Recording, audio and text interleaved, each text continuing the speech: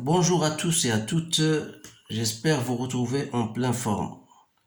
Bien sûr, bienvenue dans votre chaîne Maths et Physique en poche. Aujourd'hui, ou bien plutôt dans cette séance, je vais partager avec les étudiants du deuxième baccalauréat un exercice concernant les nombres complexes.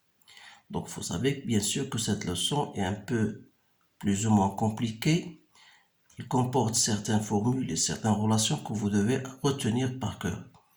Alors, je trouve cet exercice qui est assez très important, qui est très important, et je voudrais le partager avec vous. Donc, on considère les deux nombres complexes A, 1 plus racine de 2 sur 2 plus I racine de 2 sur 2, et vous avez B, 1 moins racine de 2 sur 2 moins I racine de 2 sur 2. Donc, la première question, c'est montrer que AB égale à 1 moins I, et le module de A égale racine de 2 plus racine de 2. Donc, vous pouvez bien sûr stopper cette vidéo, vous pouvez vous cherchez les réponses et puis vous essayez de les comparer avec les miennes. Alors là, je vais vous répondre question par question. Donc, pour montrer que AB égale à 1 I, il suffit de mettre, voilà, AB c'est quoi? C'est 1 plus racine de 2 sur 2 plus I racine de 2 sur 2 fois 1 moins racine de 2 sur 2 moins I racine de 2 sur 2. Donc ça, c'est 1 plus racine de 2 sur 2, ce premier facteur-là, que je multiplie par 1 moins racine de 2 sur 2, avec le deuxième, moins 1 plus racine de 2 sur 2, cette fois-ci, multiplié par I racine de 2 sur 2. Ensuite, je passe au second, I racine de 2 fois, donc c'est 1 moins racine de 2 sur 2 fois I racine de 2 sur 2 plus I racine de 2 sur 2, 1 moins racine de 2 sur 2. Puis en fin de compte, voilà, donc j'ai le premier terme, voilà, j'ai le deuxième terme, plus I racine de 2, 1 moins racine de 2 sur 2, plus, donc j'ai répété, donc c'est pas la peine, donc j'ai répété ce deuxième, donc c'est pas ça, plus racine de 2 sur 2 au carré. Donc vous allez effectuer bien sûr vos calculs. J'ai trouvé donc c'est 1, ça c'est une forme bien connue, donc c'est 1 moins 2 sur 4, donc c'est 1 moins 1 demi, moins I racine de 2 sur 2, moins I sur 2, plus I racine de 2 sur 2, moins I sur 2, plus 1 demi. Donc 1 moins 1 demi, c'est 1 demi, plus 1 demi, ça donne 1. Donc il reste moins I sur 2 moins I, c'est-à-dire moins I. Donc c'est bien AB égale à 1 moins I. Donc vous pouvez effectuer cela selon votre méthode. Le but c'est de trouver bien sûr que AB égale à 1 moins I.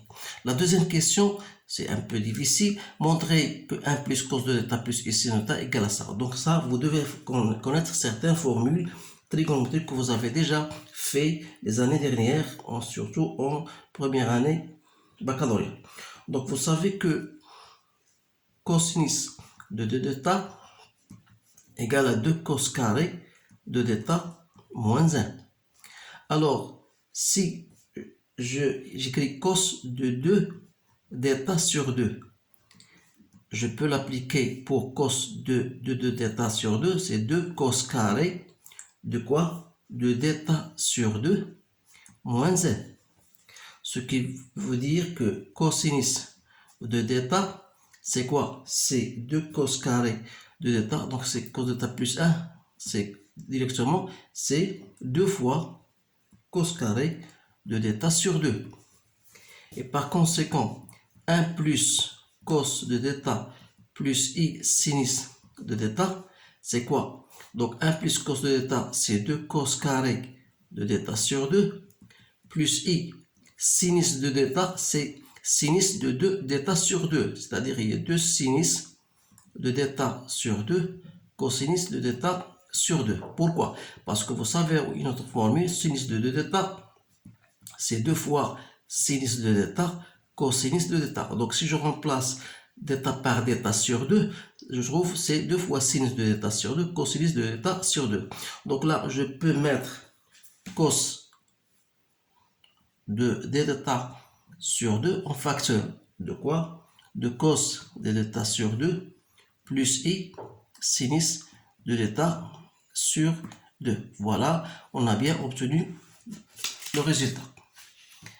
Maintenant, la troisième question, déduire que a égale à 2 cos de pi sur 8 exponentielle de i pi sur 8. Alors là, vous savez que a, c'est quoi? C'est 1 plus racine de 2 sur 2 plus i racine de 2 sur 2. Donc, c'est 1 racine de 2 sur 2, c'est quoi? C'est cosinus de pi sur 4 plus i sinus de pi sur 4. Alors là, vous devez ensuite retenir ces choses-là parce que c'est très intéressant.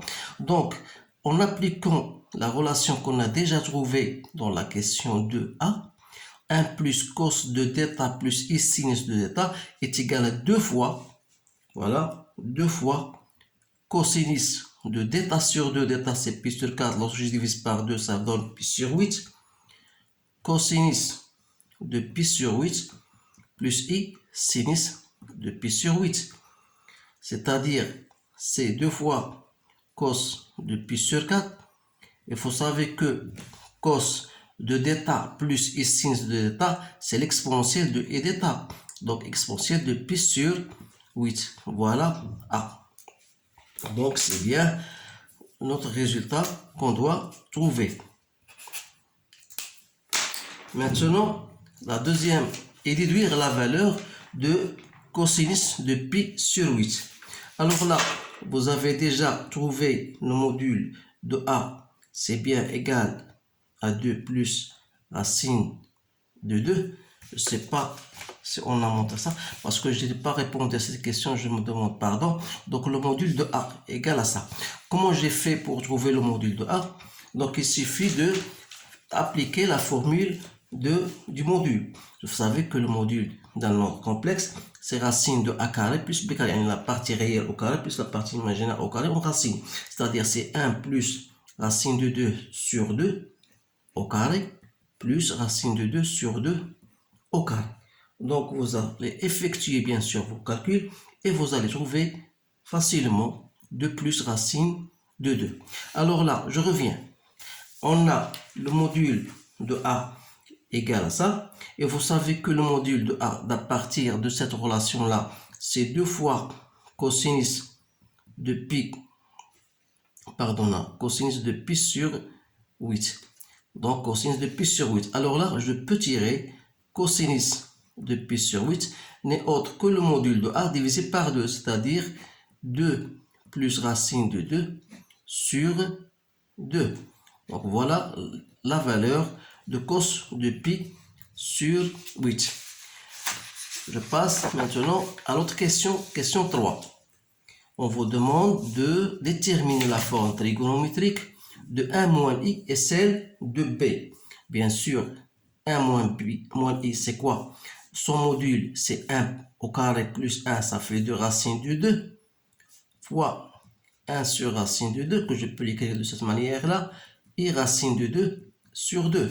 C'est-à-dire, c'est cos, racine de 2, c'est cosinus de moins pi sur 4 plus i sinus de moins pi sur 4. Autrement dit, 1 moins i n'est autre, son module, c'est racine de 2 et son argument, c'est moins pi sur 4.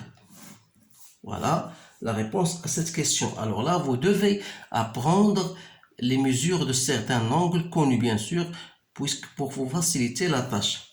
Alors là, une fois j'ai trouvé la forme trigonométrique de A, je passe à la forme trigonométrique de B.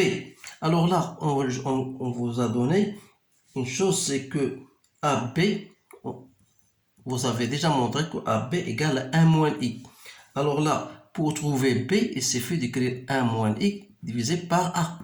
Autrement dit, si je voudrais chercher le module de B, je dois passer par le module de 1 moins I sur le module de A. Le module de 1 moins I, c'est racine de 2, et le module de A, c'est racine de 2 plus racine de 2. Donc, je peux l'écrire comme étant, voilà, 2 sur 2 plus racine de 2. Ou bien encore, 2 fois la forme conjuguée 2 moins racine de 2 sur 4, 2 au carré moins 2.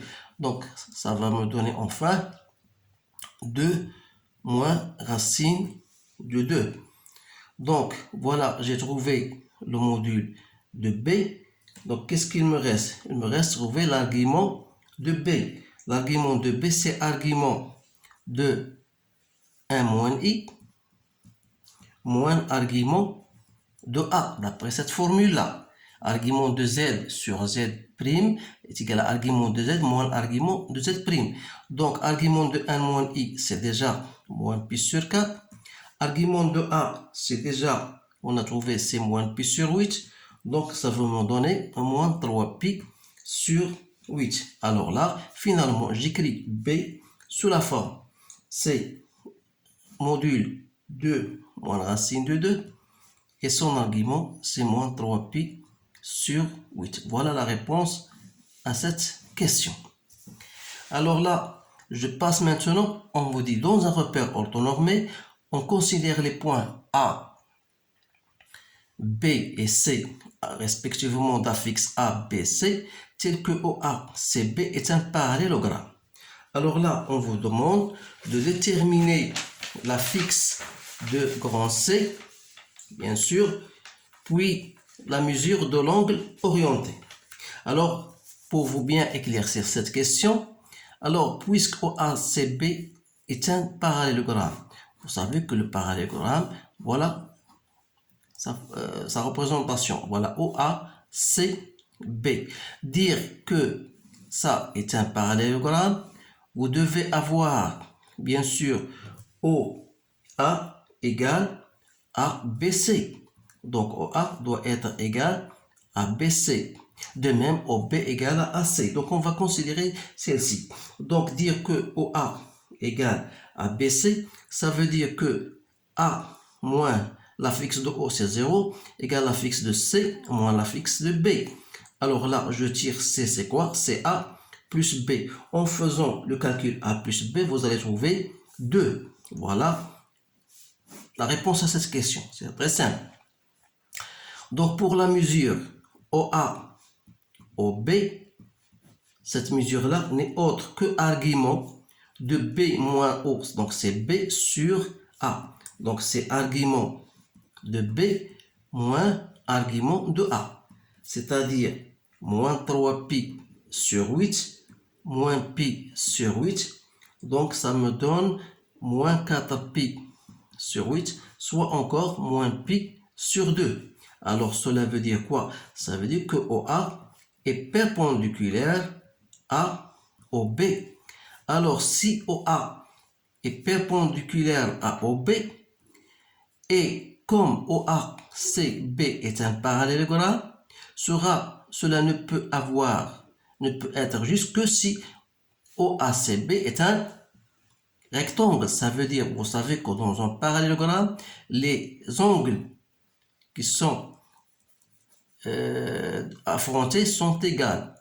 Alors là, cet angle est égal à cet angle et cet angle est égal à cet angle. Puisque ça, c'est un angle droit, on aura au même temps, ça est un angle droit et ça soit un angle droit et ça est un angle. Donc, 4 angles droits, ça prouve bien sûr que OACB est un rectangle. Donc, vous pouvez même dire que puisque OA est perpendiculaire à OB, et alors là, ça veut dire que OB aussi sera, ou bien PO sera perpendiculaire à BC, et de même OA sera perpendiculaire à AC, donc on aura 4 angles droits, ce qui prouve bien sûr que OACB est bien un rectangle. Donc comme vous voyez, c'est un exercice un peu plus difficile. Alors comme je vous ai dit dans les séances précédentes, que je vais encore chercher d'autres exercices plus difficiles, bien sûr, pour que vous vous habituiez à ce genre d'exercice. Parce que les nombres complexes, comme le nom leur indique, ce sont des exercices parfois qui sont un peu difficiles. Alors là, je vous conseille premièrement d'apprendre toutes les formules que vous avez en cours et deuxièmement de faire beaucoup d'exercices. Parce que un seul ou 3 ou 5 exercices, ça veut dire pas que vous avez compris le cours, mais à fur et à mesure que vous faites des exercices, vous allez vous habituer à rédiger plusieurs exercices et vous n'allez pas trouver de problème par la suite. Alors, je vous remercie de votre attention. Essayez de partager avec vos amis pour que tout le monde puisse bien sûr tirer profit. Alors, je vous laisse et je vous dis à bientôt.